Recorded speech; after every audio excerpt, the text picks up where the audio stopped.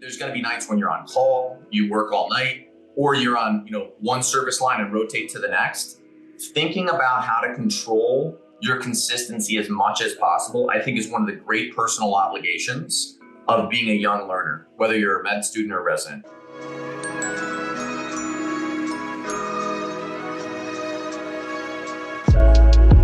Hello everyone and welcome back to Ripples Physician Wellbeing. It's our podcast from the Joe R. and Teresa Lozano Long School of Medicine at UT Health San Antonio. I am your co-host, Dr. Adriana Diurich, and I am joined by Dr. Veena Prasad, our other co-host. Wonderful. It's exciting to be here for the season 4 Life Beyond Medicine, because there's so much out there other than medicine. So we are trying to combine creativity like music, yes, dance, writing, pottery, advocacy, which will help our physicians to be better in what they do and take care of themselves.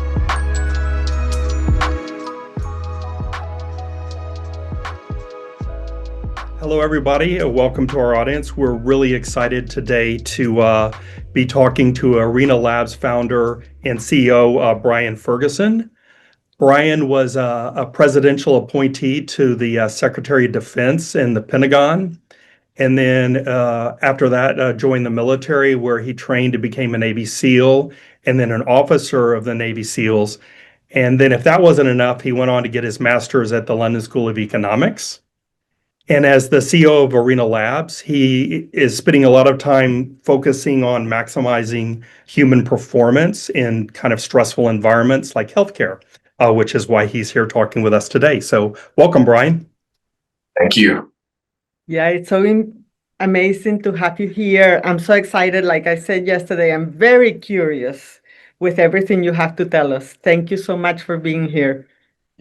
Yeah, we're grateful. Our mission is, I think we've been around for a while now, but our mission is increasingly for a number of reasons, just to the conversation before we started recording, trends in healthcare right now, people upstream, meaning earlier in their training, wanting to understand tools for managing stress and improving recovery, particularly now 5 years removed from COVID. We're seeing more of that sort of tailwind in people who are excited about this. So, but at a bottom line, I'm always really grateful to come into a place like this. You guys are focusing on that conversation. So appreciate you having us. Great. Thanks. I have a real interest in this area as well. 2 years ago, I put together a presentation and then program for our residents called Residents as Elite Athletes.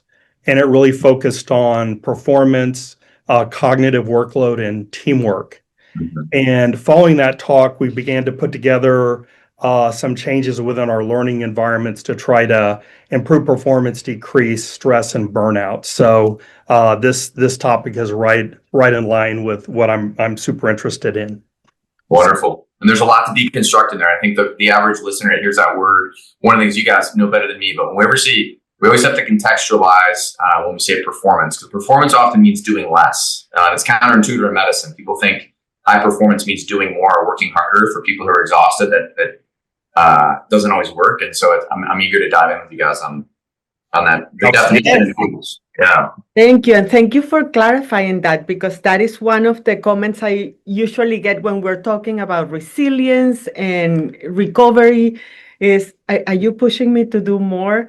Yeah. And it's quite the opposite. I'm hopefully inviting you to feel better, to use the energy you already have in a more effective way. So we don't want to burn anybody down here.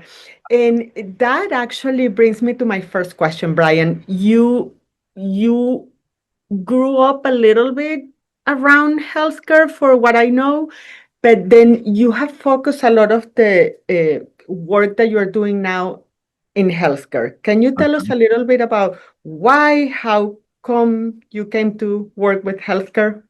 Of course. So there's two parts of that. Number one, if I just to give the listener a quick overview, our company Arena Labs focuses on what we call high performance medicine. And again, performance there isn't doing more. It's often feeling equipped with the tools to A, manage stress more intelligently, B, recover better through sleep and active recovery, and then 3, just feel more energy. And we do that. We've got a coaching platform. So we do it through human coaches. And we can talk more about that. But the provocative question we ask is, why don't we give frontline clinicians the same tools, coaching, and data as other high stress, high stakes fields, whether that's the military, the creative arts, or sport? In terms of how I landed here, I often say that Arena is in many ways an accident and in other ways decades in the making. The accident, in the intro there, I had the first part of my life was in national security and service and kind of government and military. And then I met a surgeon at the Cleveland Clinic Heart and Vascular Institute. And I saw, after watching a couple of surgeries, that it was very clear to me, on one hand, I didn't understand the technical side of the OR, but I could see stress and pressure manifesting, even in one of these, what is revered as a world-class institution. And that led me to start pulling the thread. But more importantly, it led to life coming full circle, because I grew up in a healthcare household. My mom was a nurse. And the more important answer is that at Arena, we are radically focused in healthcare, because I believe it is the one industry that is service oriented where people aren't given these tools. What I mean by that is that for society to thrive, a small subset of people have to raise their hand to steward human health and human safety and education. Frontline teachers, first responders, military, and all of you listening on the front lines of healthcare or with aspirations to be on the front lines of healthcare. The beauty of service and the servant archetype, that's the term we use, that person who's drawn to serve, is on one hand, they have a deeper inner fire in their soul, the inspired soul, we call it. If you're listening in your medical school or residency and you think about, there was a time in your life where you were drawn to choose a career in medicine and to serve, something that deeply sits inside you. And that is powerful. The problem, and this is the same in the military and first responders, is that calling will often allow you to go beyond your body's natural capacity. And this is where you start to become exhausted. And so healthcare there's no off season, more so than any of these other crafts. And so at Arena, we're radically focused on serving the servant archetype on the front lines of healthcare. Thank you. Sounds wonderful. Great. So this is going to unpack a little bit of what you just said, this question.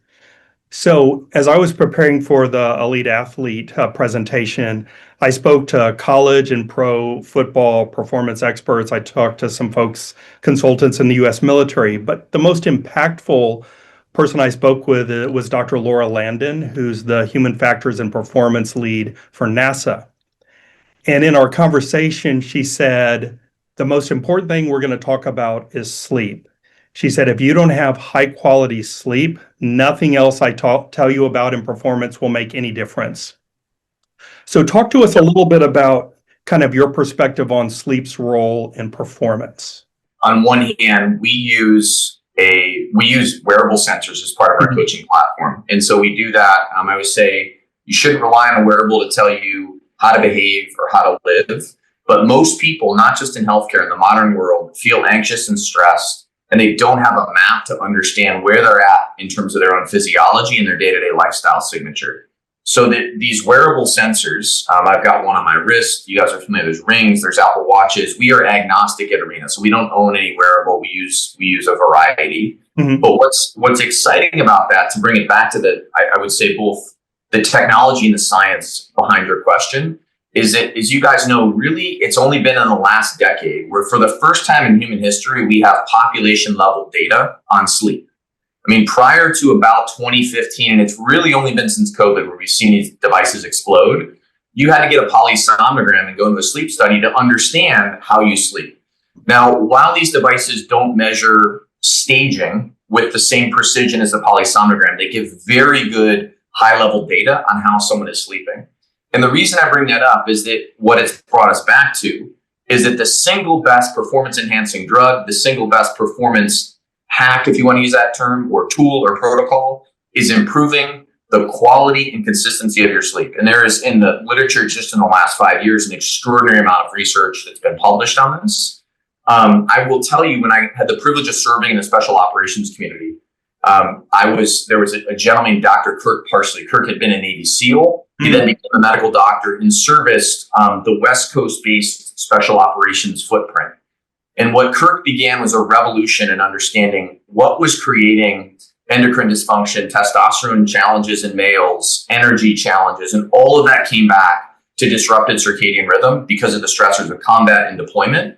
Yep. And Kirk was one of the first to put a massive investment in sleep science. And so when I was going through training, I was learning about circadian rhythm and sleep architecture. And that was actually sprinkled into all parts of my time in active duty. Now, 15 years later, it's the prolific bedrock of thinking about yourself. If you want to be high performing, you have to understand how to get quality sleep. And that comes out of the world of elite sport, where you see the same thing in pro athletes. And certainly, as you're suggesting, NASA, and we have one of our advisors used to run the National Transportation Safety Board. He also advised what's called NASA's nap culture. And NASA was trying to figure out, when you're in space, you don't operate on a 24-hour circadian rhythm. So you get very confused. And they had to figure out, how do you get adequate sleep? But at the end of the day, use the word early, cognitive load. And I think when we think about the modern world, more technology, more information, we have more pressure and stress and more cognitive load. And the single best way to manage that is getting high quality rest. Now, we could deconstruct that for the next 2 hours, but it's something we're really passionate about here, and why we use data to drive, individual toolkits. Yeah. And we don't have 2 hours, sadly. That is one of our main concerns, because we know now all of this, and we hear you saying how important rest is, but we also know that the reality for our residents and fellows is that they are going to be changing schedules every month. So there's going to be nights, there will be nights that they cannot sleep at all. Is there anything they can do? Yeah, it's a really important question. We have a variety of scientists who are either on our team, advise us. And again, the world of we call sleep science. Some people are circadian physiologists, meaning understanding the physiology behind our circadian rhythm. There's implications for women's health, men's health. All of that stuff is exciting, but our work is to distill that into actionable tools, especially if you're a medical student, resident, or a young attending. What I will tell you, so again, we collect large data sets. So everyone on our platform who's getting coached, we're monitoring their sleep and we're looking at patterns. Specifically to your question, if we think about med students and residents, what we see, across our resident population is about just over 6.5 hours of sleep per night, which is not awful, right? You say, okay, 6.5 hours. I agree. It's a reasonable amount, 6.5 hours. Yeah. So now there are, of course, anomalies in there, and some people get, and then there's a whole different question of what's the quality of that sleep. But for now, let's assume it's reasonable quality. Yeah. The bigger issue we see is that, so last year in the Journal of Sleep, there's a large meta study published on outcomes related to sleep and longevity. And what it found, I think it was an N of, I want to say 60,000 people. But what is more important than quantity of sleep is sleep consistency. And the body looks for that predictability to drive all the hormone cascades around health and well-being. And what's challenging in the population, particularly, as you're suggesting, residents who are on different rotations, is that we see a deviation in bedtime of 112 minutes. That's almost 2 hours. Yeah. So what that actually means is someone who maybe goes to bed normally at 10 p.m., one night could be 8 o'clock, and the next night might be almost midnight. Yes. That gets highly problematic because, as you guys know, the body gets confused. Yeah. And so to make it tactical, what we always talk about is a very specific protocol around so there's going to be nights when you're on call, you work all night, or you're on, one service line and rotate to the next. Thinking about how to control your consistency as much as possible, I think, is one of the great personal obligations of being a young learner, whether you're a med student or resident. Mm-hmm. And I recognize there are times when the infrastructure around you can't control, and you have to then understand, how do I mitigate a lack of good sleep? But I would say, even if you're getting your consistency down to no more than an hour, right? Let's assume that when you're on a service line, you're working in a pattern that makes sense, no more than an hour, 5 nights a week. And there's going to be maybe 2 nights where it's unpredictable. But I think people just kind of let the system govern them. And they come home and then, it's natural. We start to surf on the internet. We want to feel like we can relax. And then we push our bedtime another 1.5 to 2 hours. And then we start to feel that exhaustion because we're being really inconsistent. Yes. And to add to that, there's so much performance drinks with high caffeine loads that our residents and fellows are taking. And that's going to totally disrupt a lot of that as well. Yeah, I mean, the half-life of caffeine is about 7 hours, and you guys know better than me. And you start to put those, and understandably, you feel anxious because you want to be aware to learn, or you're in a later case. And sometimes caffeine is just it's necessary to keep the brain sharp, but understanding the backside implications of that. And this is where we are really passionate, because number one, this is going to be different for every person, depending on where they're at in their learning journey, what service line they're on. But I think when we talk about, to bring this back to the conversation on being a high performer, this is not doing more. It generally means having a plan to understand yourself and figuring out where you can do less. And that requires zooming out and saying, okay, in my week, if I'm, this week I'm in the ED on rotations, and I know roughly my schedule, how am I going to think in some way about sleep being most important, sleep consistency, and then around fuel and energy. And that requires taking even just 15 minutes a week. And we often see this. It fundamentally shifts how people think about feeling a sense of agency. Yes, it's amazing. We've talked about boundaries. We've talked about self-care. We've talked about nutrition, meditation, yoga. And what you just mentioned is a common theme. Just look at yourself, know yourself, figure out what you need, and plan for that. Make it intentional. Yeah.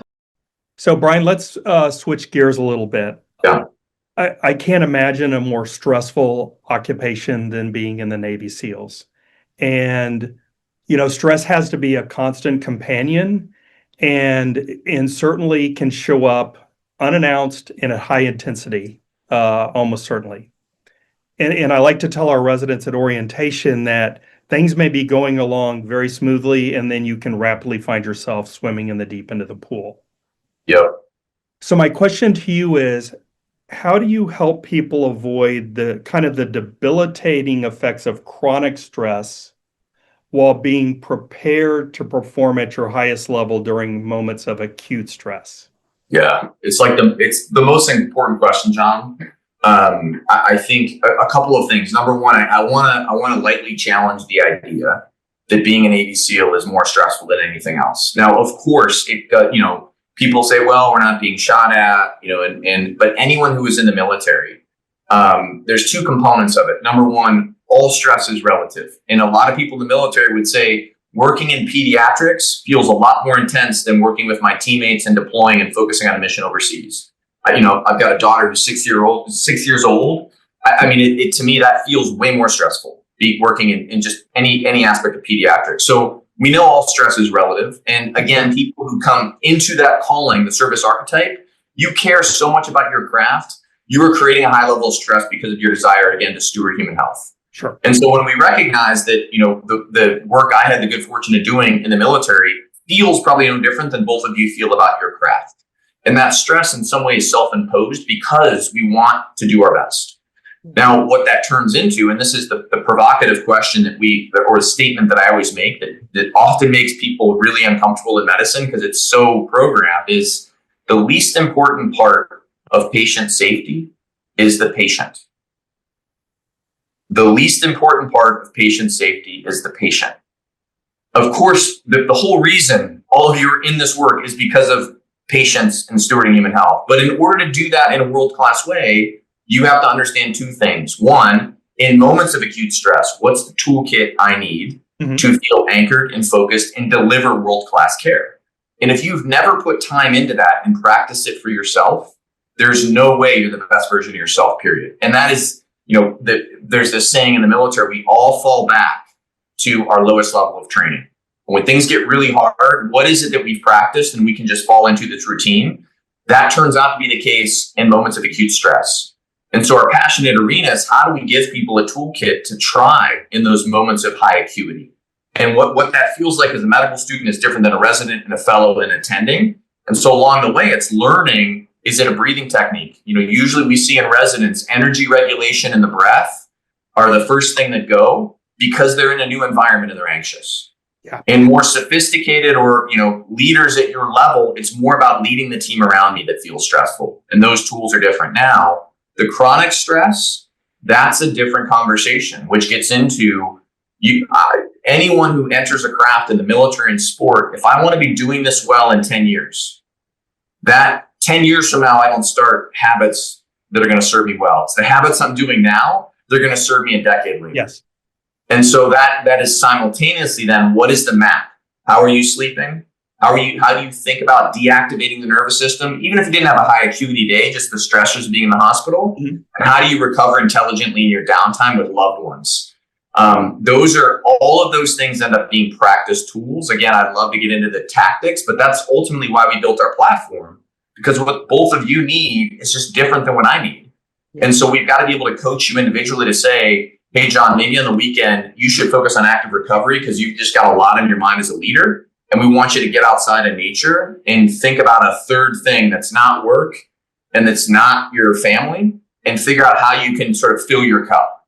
Yeah. Yes. Love it. Yes, I was going to ask you about wearables, but you already kind of mentioned that. And now I'm very curious. You mentioned before that you have worked with the Spurs as a consultant and organizations. And I had this idea of you working in group settings.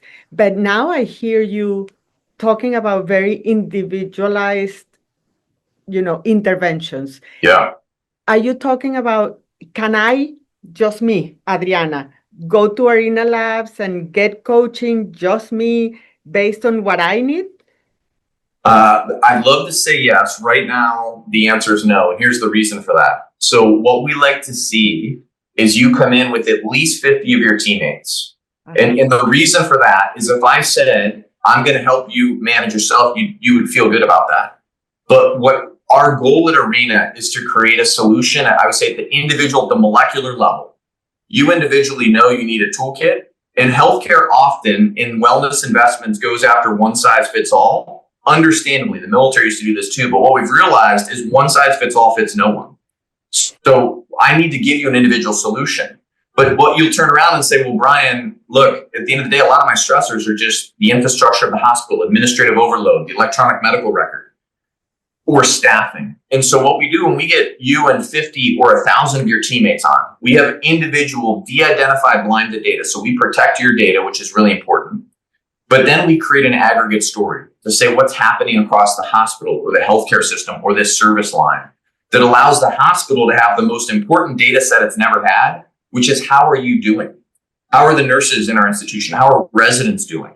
And to make better decisions and everything from staffing to shift timing. And a lot of that stuff, it feels sophisticated, but the only reason is no one has the data. It's all guessing. So we really like to create that two-way relationship. But the toolkit, we often, if anyone wants to come in and trial our platform, particularly the both of you, we welcome that. But we usually push the hospital because if the hospital is making an investment, the last thing I'll say is this is a really important signal around a culture of performance and well-being. Here's what I mean by that. One of the big epiphanies I had, so I left the military almost in 2016. When I left, PTSD was becoming a really big issue. Post-traumatic stress disorder, a lot of challenges around that, from just people struggling to suicide. Everybody knew it was a real problem. And yet nobody wanted another mandatory PTSD briefing. Mm-hmm. If John says to me, Brian, you're broken or you will be broken, I know that to be true, but we all naturally move away from broken human narratives. But when I talk through the aspirational narrative of human flourishing and human performance, people kind of get excited about that. It turns out it's the same tool, and it's the same set of tools and data. And so if we get an entire group of 200 people in the hospital talking about sleep and daily stress and active recovery, that's actually the upstream conversation to burnout. And yet we never mention that broken human narrative of burnout. And that's powerful. I love it. The individual as part of the whole. Yeah. It's the system that works. That's wonderful. And that brings us to the end of our conversation. This has been fascinating. And I'm going to invite you to do what we invite every guest to do. Would you leave us a pebble that can create ripples of wellness?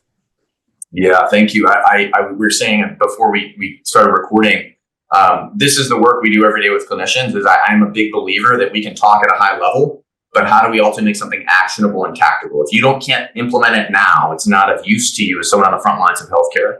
It sounds like you guys have always covered some breathing techniques, transition protocol, which I love. How do you transition out of the identity at work to home?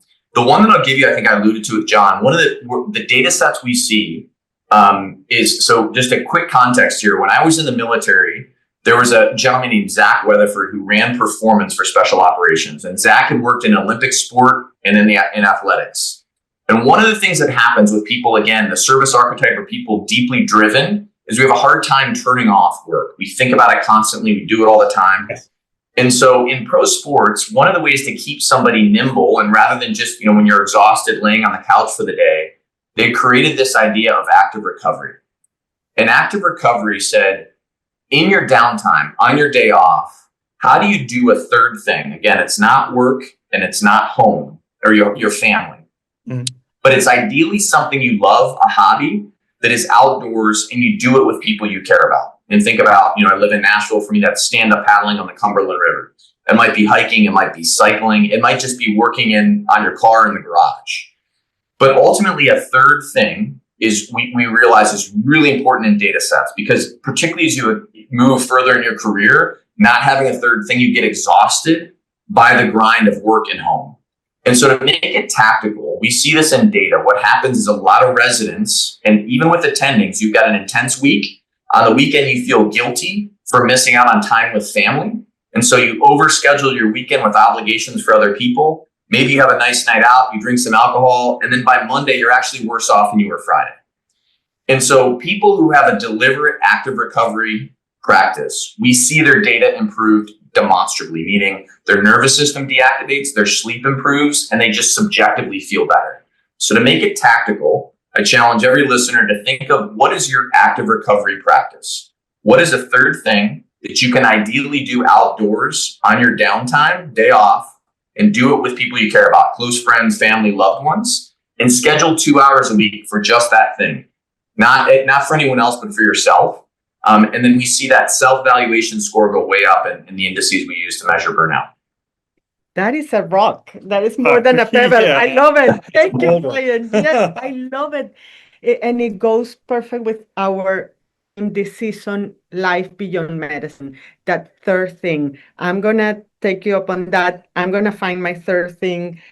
We all do. And I hope that anybody in charge of systems out there in healthcare look at Arena Labs and start thinking about this, about how can we support the team and the individuals. Thank you so much, Brian. This has been amazing. It's been fantastic. The things I've taken away of many great things was consistency of sleep. That's a new concept to me, but I think that's outstanding and important. And then the active recovery. So what a great time. Thank you so much for taking time to talk to us, Brian. Appreciate you sharing your platform with us and the work you guys are doing. Really grateful. Thank you. You as well. Thank you. Have a wonderful day. Ripple's Physicians Wellbeing is made possible by the Joe R. and Teresa Lozano Long School of Medicine Office for Graduate Medical Education. To contact us or learn more about the Wellness Home, visit gmewellness.utesca.edu. This podcast is inspired by the Dalai Lama's powerful quote. Just as ripples spread out when a single pebble is dropped into water, the actions of individuals can have far-reaching effects. We provide physicians with pebbles, tangible and actionable practices that can help make positive impacts in their personal and professional lives.